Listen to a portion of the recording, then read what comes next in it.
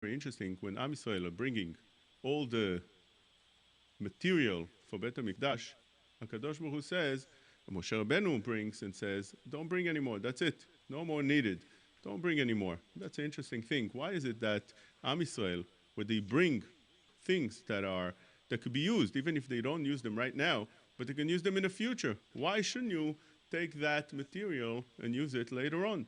ויצב משה והעבירו קול במחנה לאמור, Moshe takes out a voice saying, איש ואישה אל יעשו עוד מלאכה לתרומת הקודש, ויקלה העם מאבי. Don't bring any more, that's it. Don't do any more, don't bring any more. That's very interesting. Why shouldn't they bring any more? What's wrong? If you have extra, put it in a bank. You have extra money. It's a yeshiva, like a yeshiva that collects money. They need $1 million to build up the yeshiva. All of a sudden, a lot of people bring a lot of money. They have now 2 million. So what should they do? They should say, don't bring any more, that's it. We're not interested. Take the extra million. You're going to need it in the future. What's wrong with that? Question that Or HaChaim HaKadosh asks, what's wrong with the fact that Bet Elokenu should be lechavod ultiferet? You bring better, you bring more. It's a good thing. What's wrong with that? והמלאכה הייתה דיים לכל המלאכה לעשות אותה והותר. There was too much. So ממילא משה רבנו took out the voice and he said, מרבים העם להביא מידי העבודה למלאכה אשר ציווה השם לעשות אותה. It's too much. We don't need so much. Don't bring anymore. That's it. What's wrong? It's a very strange thing.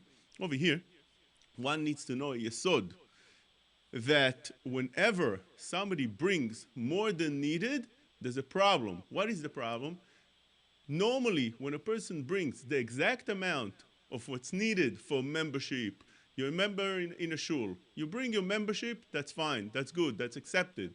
But once you start bringing a little bit more, we have that tendency, all of us, we have tendency when we do extra, we feel that we become the boss. All of the sudden, we already have a say, how the shul should run, what should be done, what's wrong. I don't like the rabbi's speech, and I don't like the way the kitchen is running, and I don't like the way that the lunchroom is running, and all kind of questions like that. When does a person feel that feeling of becoming in charge? When he gives the money. Once he gives more than needed, a person feels already that he's in charge. Therefore, Hashem says over here, this is Bet Hashem. I don't want anybody to tell me how to run my Bet HaMikdash, my Mishkan. In the Mishkan, there's also rules. The utensils that were used, the work that should be done, Avodat HaKohanim, who should work? The Kohanim. What Leviim should do? They should sing. How they should work, and what should they sing, and what should be done with the Korban, and how it should be shechted, and how it should be brought onto the Mizbeach, and so on and so forth. Everything is in detail in the Torah and in the Torah Shebe'al Peh. Comes over here, the people, and bring a little bit more, Hashem knows already. Once a person brings more than needed, all of the sudden he's going to come and tell me how to run the show over here. Don't bring any more. That musar we can say also on Parashat, this week is Parashat Shkalim. Last week we read, כי תישא את ראש בני ישראל לפקודיהם, ונתנו איש כופר נפשו לאדוני בפקוד אותם, ולא יהיה בהם נגב בפקוד אותם. Each one should bring מחצית השקל. זה ייתנו כל העובר על הפקודים, מחצית השקל. Each one should bring מחצית השקל. But the pasuk that strikes everybody is the next thing. העשיר לא ירבה והדל לא ימית. A person that is rich should not bring more than מחצית השקל for the Mishkan, and the person that's poor should not bring less than machatzit hashekel for the Mishkan. I understand a person that is poor, there's a minimum, always there's a membership, there's a minimum. So sometimes you get a break on the membership, or sometimes you get a break on your duty, you have a tax you have to pay. So sometimes you can get a break when you're you don't have the means. So comes over here the pasuk and says, no, everybody has to bring the same amount. Even if you're poor, you have to bring that amount and you don't get a break. Well, why is it that when you have a ashir, is lo yirbeh, person that's rich, and he has the means, and he could afford to pay much more, and they come to him and they collect half a shekel, he says, what do you mean half a shekel? I want to write you a fat, nice check. Half a shekel, I don't feel happy with giving so little. So the pasuk says, we don't accept it. Ashir lo yirbeh, you can't bring any more. That's it. This is the amount. Only half a shekel. Very interesting. Why? Why is that? And the answer is what we said before. Ashir lo yarbe, you know why? Because once a person gives more than needed, a person feels he's in charge. That's it. He's the boss. He's going to say now how to do and what to do. And we see that all the time. A person that gave the money He feels he's already in charge. He's already saying what to do and how to do things and how to run the show. Says over here the pasuk, Ashir lo yarbe. Don't bring more. I'm not interested. You just stay by the rules and run exactly the way I tell you to do things. That could be what the pasuk says later on in our parasha. Vehanesiim eviu. Hanesiim eviu are written. The word nesiim is written with a missing yud. It's missing the yud in the word. Vanesim nun sin aleph mem. Nesiim should have had a yud over here after the sin. Nun sin should have been a yud aleph mem. Where's the yud? The yud disappeared. Says Rashi, Amar Rabbi Natan, Bra'u nesiim litnadev b'chanukat hamizbeach batchila. Why is it that they jumped over here to give right away? Uv'melechet hamishkan lo itnadvu batchila. When they collected for the Mishkan, they didn't give right away. Why over here yes, over there no? Says Rashi the following. Kach amru nesiim. Nesiim made the following calculation. Itnadvu tzibur ma shemitnadvim. Everybody should bring what they bound to give, what they need to give, and what they want to give. You're collecting for Bet HaMikdash, you're collecting for the Mishkan, let everybody give whatever they want to give, said the Nesiim to Moshe Rabbeinu. Whatever's missing, we're going to give, we're going to pay the bill, we're going to fill up the bill. We'll give the extra, whatever's needed. Beautiful thing. Nesiim came up to Moshe Rabbeinu. They told him, look, you need to build the Mishkan. The Mishkan is worth, let's say, $1 million worth of gold, silver, and so on and so forth. Collected from the people, we are fitting the bill. We're going to collect everything. We're going to pay everything from our pocket that you couldn't collect yourself. Therefore, if let's say you collected only half the amount, the other half is on us. We're obligating ourselves on the other half. But that calculation was wrong. Chazal say it was wrong because it came out from really midat he'atzlut, laziness, as Rashi says over here, that lefishin itzatzlu matchila. Inside the heart, there was laziness that was moving over here, the wheels that came out to say such a thing. Whatever it is, but I wanted to say a different shot in that Rashi to understand over here. And by the way, this Rashi says that's why they were punished, because they didn't give right away, and later on they weren't needed anymore to give anything because everything was given already. So therefore the yud was taken away from their name. I wanted to say a pshat. What was their calculation? Why did they say it in such a way?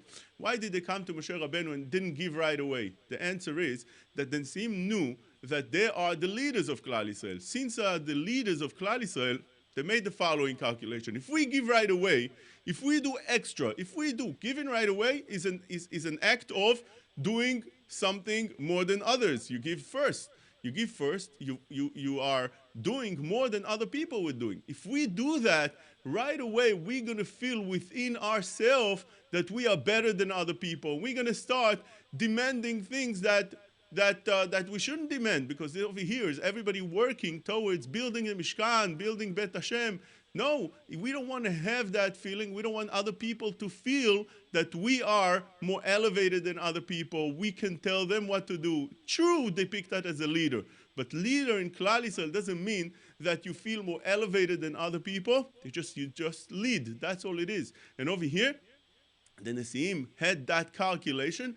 Let's give less in order so other people would feel they are giving, and we're just going to give less. That was a wrong calculation, as Rashi says, that really, although they had the right mindset and mind frame by saying such a thing, but since it came from a laziness in the heart, so therefore it was really a bad, although in the mind they made the right calculation, but Rashi says the wheels that were starting everything, the very beginning came out from laziness. They said, you know what?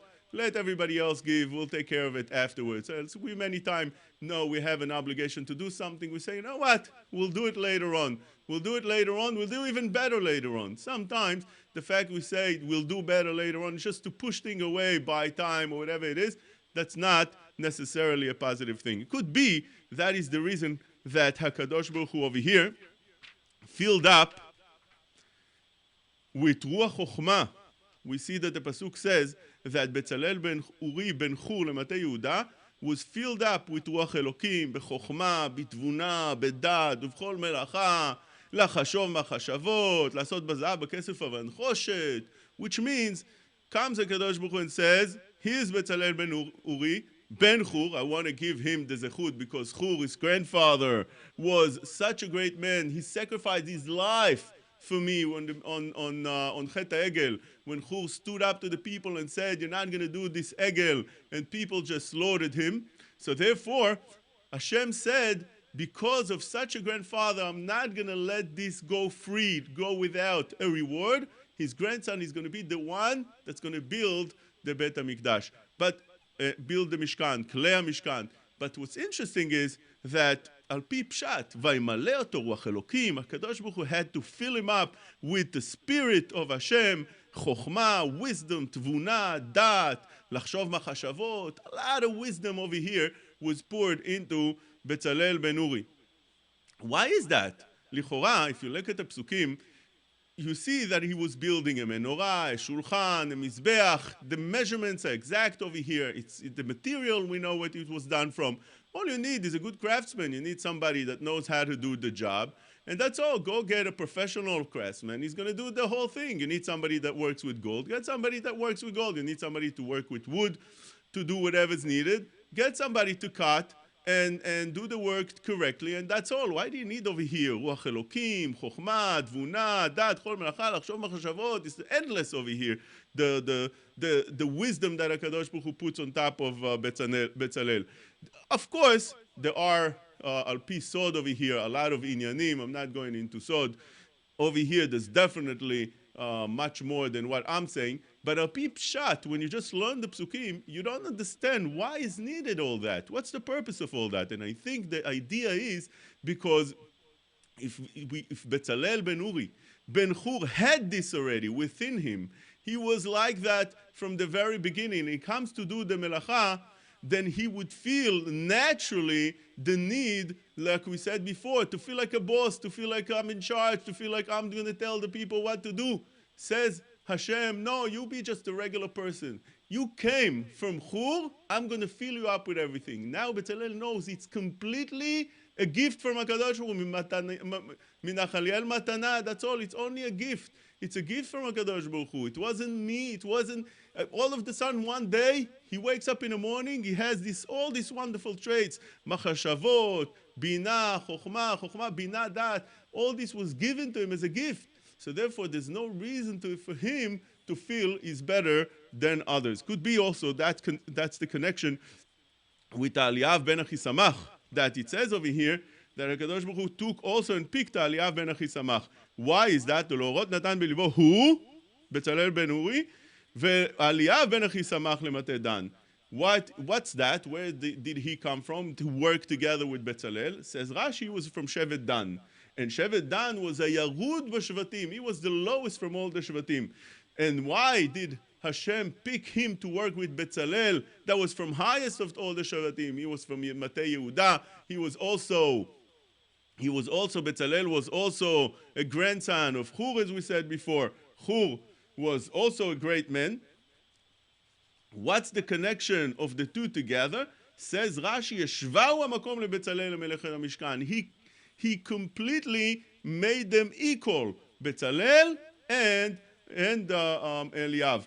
Both of them were equal. והוא מגדולי השבטים לקיים מה שנאמר לא ניכר שוע לפני דל. You're not going to see the difference of a rich from a poor. You're not going to see the difference between somebody who's very elevated from a mishpacha that's very high and somebody that's very low. If you're a tzaddik in the same manner, you're going to get the treatment the same way. Unlike we usually treat people. We see in the shul somebody who's coming from a rich family, we treat them very different than those that are not. We see somebody that comes from somebody who's a big rabbi, we treat them also different than the others. I could be the other person is much better than the kid we're talking about, but that's the natural feeling we have.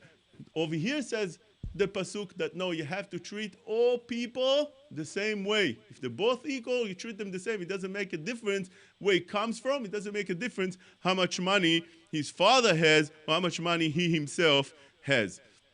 It starts off, the Torah starts off the pasuk, the parasha, ויקהל משה את כל הדת מישראל, ויאמר עליהם, אלה הדברים אשר ציווה השם לעשות אותם. These are the commandments that Hashem commanded to do. Says Rashi, vayakel. He gathered. Moshe Rabbeinu gathered the people. How did he gather the people? Did he go to people and physically take them by hand and gather together? Says Rashi, no. Eno osef anashim bayadayim. He didn't take them physically and bring them to speak to them. Rather, what did he do? Ne'esafim al pi diburo.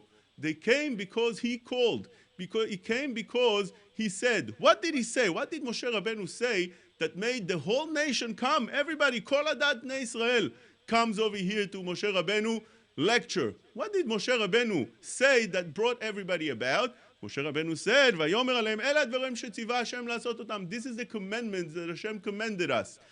Oh, it's a commandment from Hashem. This was right after Yom Kippur. Moshe Rabbeinu comes down from Yom Kippur. First Rashi, Machorat Yom Kippur. Moshe Rabbeinu comes down from Yom Kippur after he got the slicha v'chapara for chet ha'egel. Salachti kidvarecha. And now he says, there's a voice in the machaneh. We have a message from Hashem, a law. We have mitzvot from Hashem. Ela dvarim asher tziva Hashem la'asot otam. These are the commandments that Hashem commands. Everybody wants to hear. It's a beautiful thing. Hashem commanded mitzvot. Let's hear it. The question on that I had, didn't we learn in Parashat Ba'alotcha?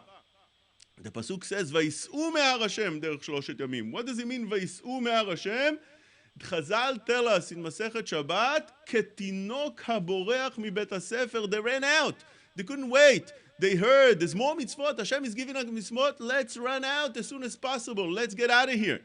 What's the reason for that? Says the Ramban, "Nasu me'ar Hashem me'ar Sinai besimcha ketinok haboreach mibet hasefer." They ran out from Har Sinai as soon as they can, just like a little kid. When the bell rings, the day is over, before you know it, he's out the door already. He can't handle anymore being in the classroom. And Am Yisrael were the same way. Nasu me'ar Sinai besimcha ketinok haboreach mibet hasefer. Amru Shema harbe v'yiten lanu mitzvot. Maybe he's going to give us mitzvot. We can't handle it.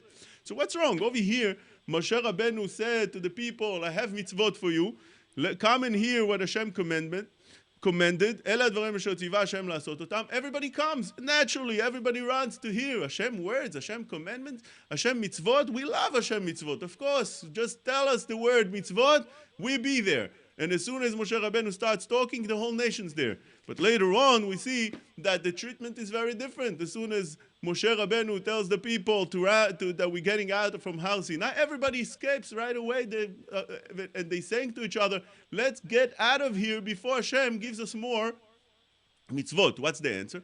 One answer is al pashtut. When you learn this, we can say that over here it was the very beginning. The first time they get mitzvot, they want to hear Hashem's words. Let us hear what Hashem has to say. It's a beautiful thing. Why not? Everybody comes and they hear and they feel spiritually elevated. It's a beautiful thing. They're motivated right now. Everything's good. Later on already, after they've been so long in Har Sinai, they received so many mitzvot. It's a burden already. They can't handle it. Let us just get out. We can't. That's too much. Over here, it's in the beginning. We're willing to hear. But once you keep on giving us another mitzvah, another 613 burdens, that's too much. So why is it that Chazal say over there that it was a puranut? That's why there's nunim and nuzarim over there, upside down nunim, le'avdil ben puranut lepuranut, which means it's a bad thing they had that feeling. What do you mean? Why is it a bad thing? What do you want from people? You pour on them so many mitzvot, they can't handle it. Give it slowly.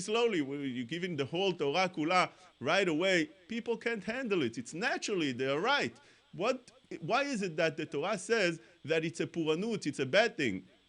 The answer to this question is a known answer, that it's all true if the mitzvot, if you view mitzvot as a burden, the more you put, the more burden you have. How can you handle 613 burdens? Carry them. Of course, if you can run out like Ketinok haboreach mibet hasefer, you're going to do that as soon as possible. Why not? But if you understand that mitzvot are not a burden, they're not something you carry on your back and it's so heavy. Rather, mitzvot are jewelry, are gems, are something sweet, the candies. So the more you can have, the better. Just like in Bizat Hayam, Moshe Rabbeinu couldn't take them out from the Yam Suf, because over there the gold and silver and everything, all the jewelry was coming out. They didn't want to leave. It's a beautiful thing. Why should we leave? So over here also, it depends how you view the mitzvot. If you view them as a burden, you're right. The approach was correct. You can't give a kid Just like you can't give a kid too much to do, he's not going to do it. He wants to run out a whole day in school and then homework and then this and then that. That's it. The kid needs a break. Same by Am Yisrael. They needed a break.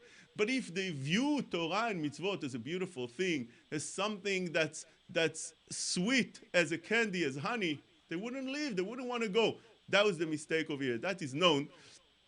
That very famous mashal from the Magid Miduvna. He says on the pasuk, "Lo oti karata Israel ki agata bi Yaakov." You didn't call me because you are toiling in my mitzvot. What does that mean? He says that one time there was a man that came into town. He needed to go to a hotel, so he got somebody to carry his luggage. The person that carried his luggage comes into the hotel room all puffing, and he told him it's going to cost you this much. The person looks at him, he told him, what do you mean? That's too much. What did you do already that you're giving me such a large bill for carrying my luggage? It's much too much. He told him, what are you talking about? You know how heavy your luggage was. I'm sweating, and I didn't work like this so hard already for years. He told him, listen, you have a mistake.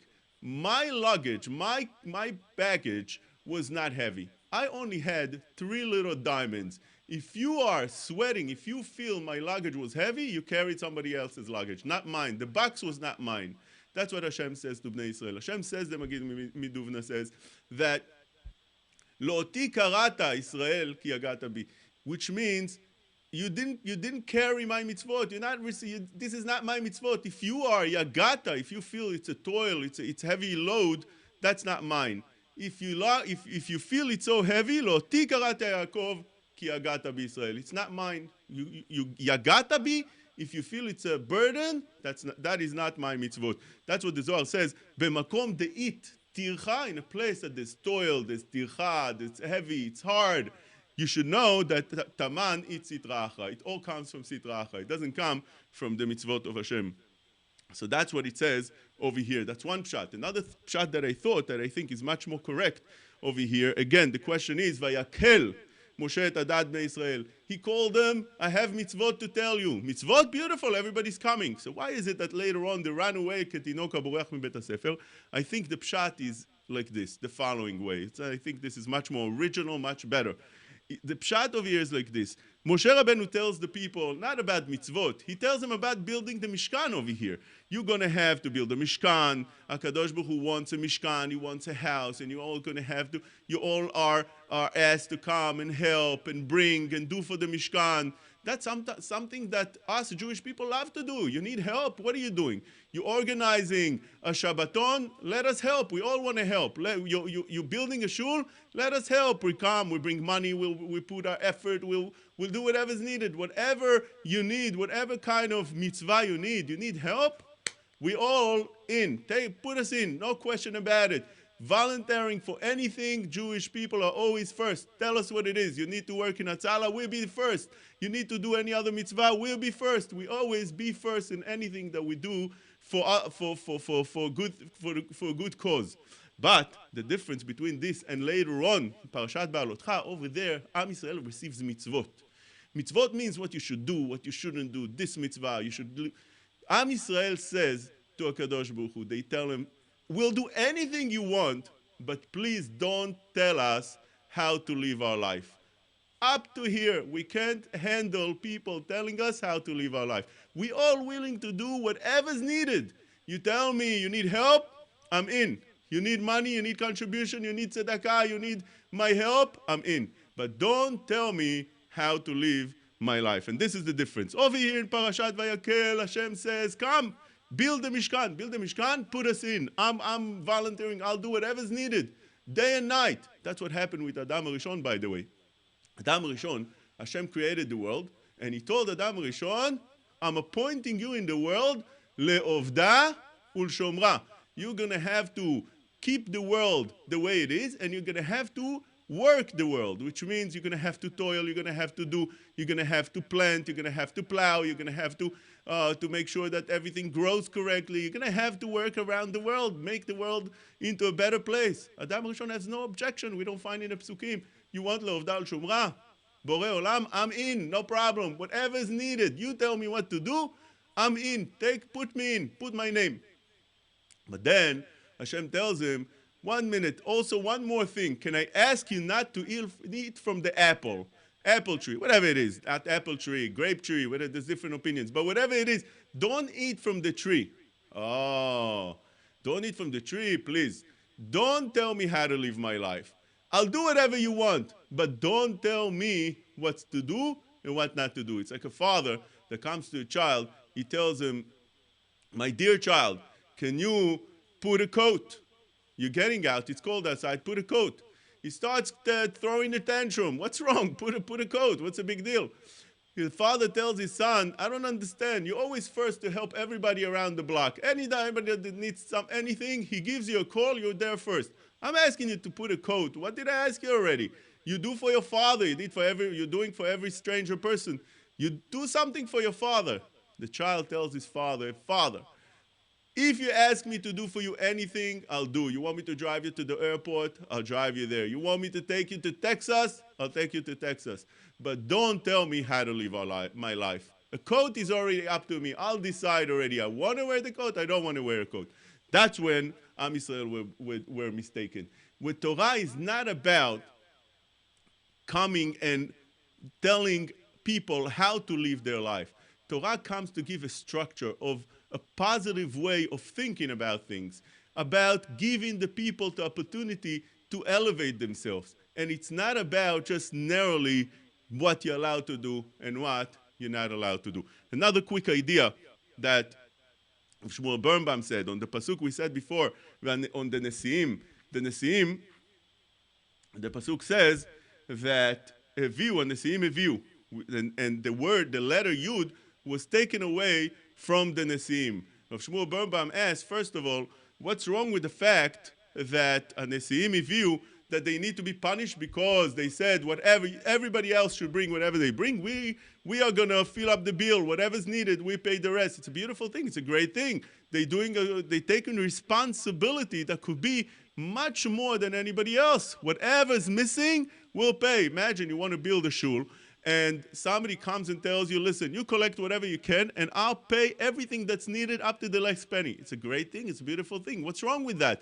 Why does Rashi, why do Chazal look at that in a negative light? They should have looked at that as a very positive light. They're doing a great thing. It's better than just giving you a check and leave me alone. I'm not interested. They're taking full responsibility. That's the first question. And second question, if you're going to punish the Nesiim, take away from their name, not the word Nesiim. Take away from their name. You know what's the name? For instance, Netalel ben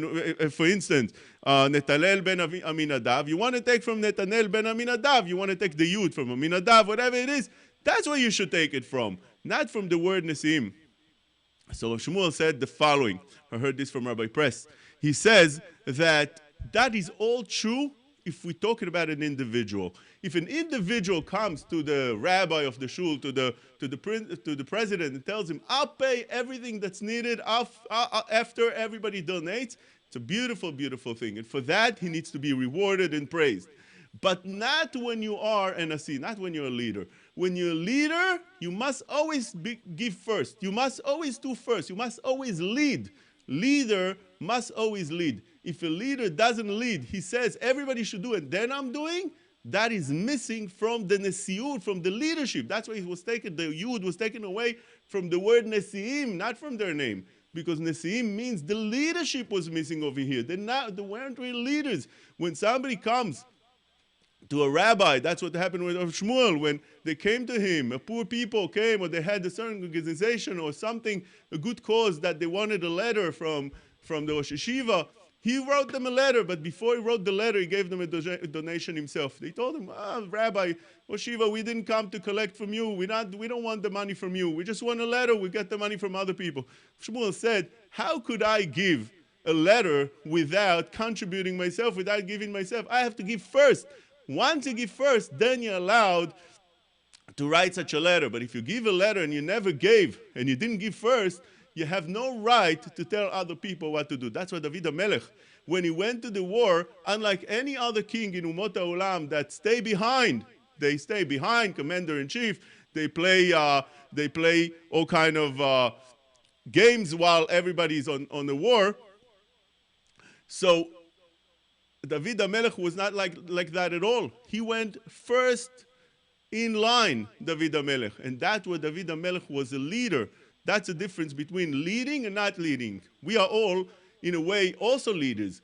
Each one of us is either a father, a mother, and we also leaders in our family. A father can't tell his child, you go to shul and I'll come there in 5 minutes. No, a father has to lead. I'm coming to shul and you coming with me. A father always has to lead. The mother the same way. She wants to tell the kid, go and do and I'll come afterwards. No, that's not called leadership. Leadership is always doing, and it's called leading by example. That's what it is. You don't stay behind and tell people what to do. That's why the Nesiim over here were wrong on that point, because if you're a leader, you have to give first. Although the calculation was correct, and it was a big responsibility they took upon themselves. But since they are the leaders, they always have to do first, and they always have to lead. Thank you very much. We'll take your questions right after the following song. Call us at the studio at 718-683-5858, 718-683-5858. Our text number over here at the studio is 347-927-8398.